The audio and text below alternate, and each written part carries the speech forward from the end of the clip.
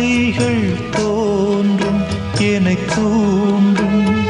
ஆனாலும் வாய் பேச அஞ்சும் இந்த நெஞ்சம் அவள் பேரை நாளும் ஆசை போடும்.